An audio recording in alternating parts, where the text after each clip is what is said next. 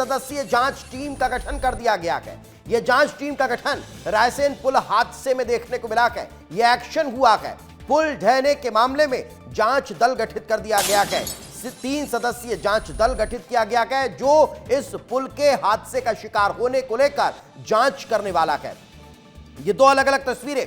पहली तस्वीर आपको उस हादसे की दिखा रखे हैं जब ये पुल अचानक से भरभरा कर गिर गया और इस पुल के गिरने के बाद वहां पर अफरा तफरी का माहौल देखने को मिला। क्यों? क्योंकि इस पुल से लगातार आवागमन जारी था और उसी आवागमन के चलते ही ये पुल अचानक से भरभरा कर गिर गया और इस पुल के गिरने की वजह से इस पर मौजूद 2 वाहन चालक इसकी चपेट में आ गए और यही कारण है कि 4 लोग घायल हुए थे, जिसमें एक के इलाज के दौरान जान चली गई है। अब जरा इन तस्वीरों को देखिए। ये तस्वीर आप जब देखेंगे तो आपको समझ में आएगा कि कैसे अचानक से ये पुल जो है वो बीच में से टूट जाता है। ये पूरा पुल है और उस पुल का एक हिस्सा इधर बच जाता है, एक हिस्सा इधर बच जाता है, बीच वाला धराशायी हो जाता है और यही कारण है कि इस हादसे में एक शख्स की जान चली गई, 3 अभी भी अस्पताल में इलाज करवा रखे हैं। ये देखिए, ये जब पुल गिरा तो उसके बाद ये पूरा रास्ता जो है वो यहां पर क्षतिग्रस्त हो गया। बड़ी बड़ी जेसीबी मशीन के जरिए अब इस पूरे रास्ते को क्लीन किया जा रहा है, यहां से मलबे को हटवाया गया है। लेकिन अभी भी ये जो पुल हादसा है वो सवाल खड़े करता है कि कैसे इतने बड़े बड़े हादसे हो जाते हैं लेकिन जिम्मेदार जो हैं वो इससे सबक नहीं लेते हैं। अब जरा एक और आपको तस्वीर दिखाता हूं। ये देखिए, इस तस्वीर को देखिए, इसको पॉज करिए, इसको होल्ड करिए। यहां पर ये देखिए, मैंने आपको बताया कि पुल का एक हिस्सा यहां पर गए, एक हिस्सा यहां पर गए और बीच से ये धराशायी हो चुका है, गिर चुका है और यही कारण है कि इस पर सवाल खड़े होते हैं कि कैसे इतना बड़ा पुल अचानक से गिर जाता है और जिम्मेदारों को भनक तक नहीं लगती है। अभी महज 40 साल हुए हैं इस पुल को बने हुए, सिर्फ 40 साल। और सिर्फ 40 साल में ये देखिए मलबे के ढेर में तब्दील हो गया है ये पुल है।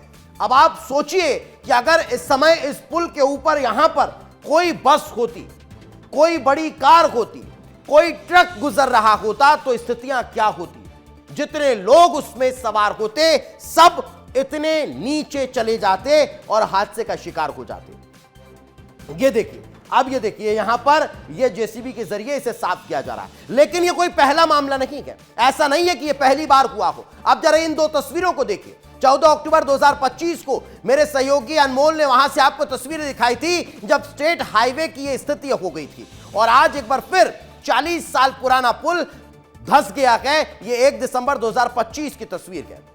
ये देखिए, ये भोपाल और रायसेन, ये दोनों तस्वीरें आपके टेलीविजन स्क्रीन पर है। मेरे सहयोगी अनमोल मेरे साथ जुड़े हुए हैं, उन्हीं से बातचीत करते हैं। अनमोल, मैंने भोपाल की 14 अक्टूबर की वो तस्वीर भी अभी दर्शकों को दिखाई जिसके लिए आप पहुंचे थे जब हाईवे धंस गया था, और आज एक बार फिर आप ये रायसेन के पुल की तस्वीर दिखा रहे हैं जब इतना बड़ा हादसा हुआ है लेकिन उसके बाद भी जिम्मेदार सबक नहीं ले पा रहे। अनमोल,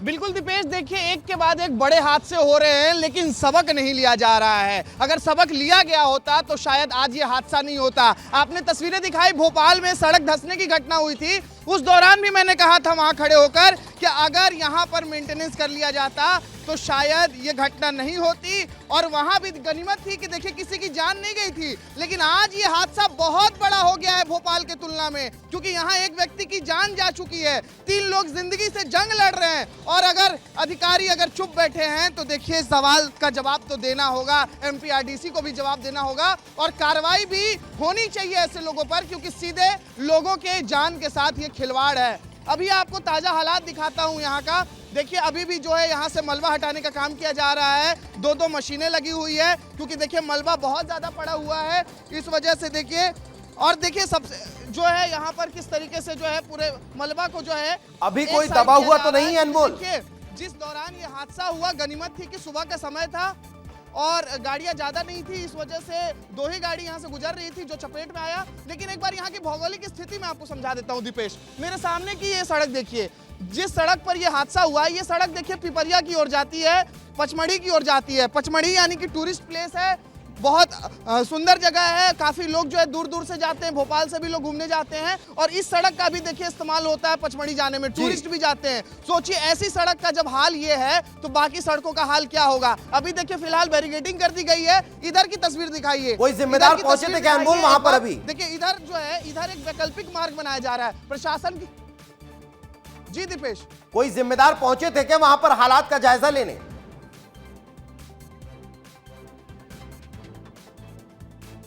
बिल्कुल देखिए दीपेश, एमपीआरडीसी से अगर बात करेंगे तो डीजीएम पहुंचे हैं और डीजीएम जो है हालात का जायजा लिए हैं। उनसे मेरी बातचीत भी हुई है तो उनका कहना है कि देखिए ये पुल जो है 42 साल पुराना है और इसको वेरी वेरी पुअर कंडीशन में रखा गया था। लेकिन अब सवाल ये है कि जब एमपीआरडीसी ने इसको वेरी वेरी पुअर कंडीशन की कैटेगरी में रखा था तो फिर इस पुल को बंद क्यों नहीं किया गया? अगर इस पुल को बंद कर दिया जाता तो शायद ये हादसा नहीं होता, लोगों की जान नहीं जाती। ये वैकल्पिक मार्ग अभी पहले ही अगर बना लिया जाता तो यहाँ लोग नहीं आते, यहाँ लोग इकट्ठा नहीं होते, गाड़ियां नहीं गुजरती।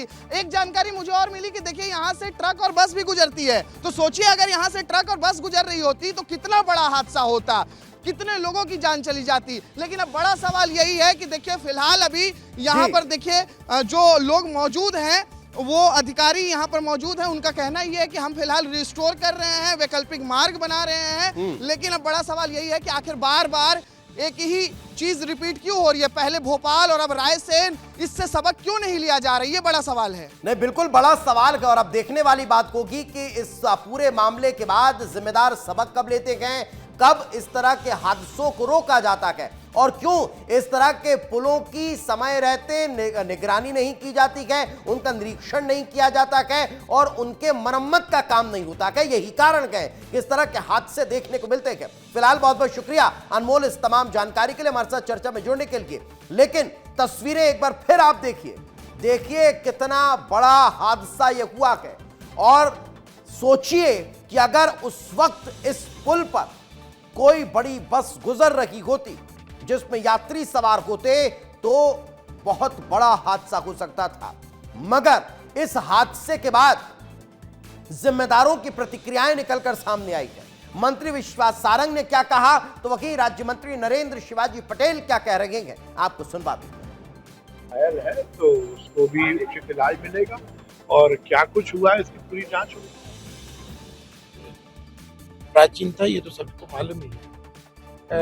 गिरने के बाद में हमारी सबसे पहली प्राथमिकता है कि जो लोग भी घायल हुए हैं उन लोगों को समुचित इलाज हो जाए। तो उनको हमने बरेली भी कुछ लोग हैं, कुछ लोगों को भोपाल भी रेफर किया है। हमने अपनी टीम को वहाँ पे भी सक्रिय कर दिया ताकि उनको तत्काल अस्पताल में सुविधाएं प्राप्त हो जाए। प्रशासन ने भी तत्काल कार्रवाई करते हुए सबको समय पे अस्पताल भेज दिया है। मगर अगर मध्य प्रदेश में कोई हादसा हो और उस पर सियासत ना हो, ऐसा भला हो सकता है क्या? नहीं हो सकता। यही एक बार फिर देखने को मिला इस रायसेन हादसे के बाद। अब जब प्रतिक्रियाएं सामने आ रही है तो वर्तमान में मंत्री राकेश सिंह ने क्या कुछ कहा और पूर्व मंत्री बाला बच्चन क्या कह रहे हैं, आपको सुनवाते हैं। हमने अभी एमडी से बात भी की है और जो प्रारंभिक जानकारी आई है उसके मुताबिक ये ऑलरेडी ये आइडेंटिफाइड था और इस पर काम भी चल रहा था और काम चलने के दौरान ही ये हादसा हुआ है। तो इस पर अभी विस्तृत जानकारी बाकी है, लेकिन निश्चित रूप से इस पे जो भी संबंधित इंजीनियर होगा उसके खिलाफ कार्रवाई के लिए मैंने एमडी को कहा भी है। अगर वो ऐसा कह रहे हैं तो वो उस गलती को स्वीकार कर रहे हैं। तो उनके ज़माने के बने हुए ब्रिज हैं तो उस पर ये अभी तो बने नहीं हैं, तो अगर वो ऐसा कह रहे हैं तो उसको स्वीकार कर रहे हैं। रायसेन में जो पुल जो धंसा है ये भ्रष्टाचार का शिकार हुआ है और यही हमारा कहना है। सरकार के कामों में खूब जम के करप्शन हो रहा है, सरकार इस पर रोक लगाए।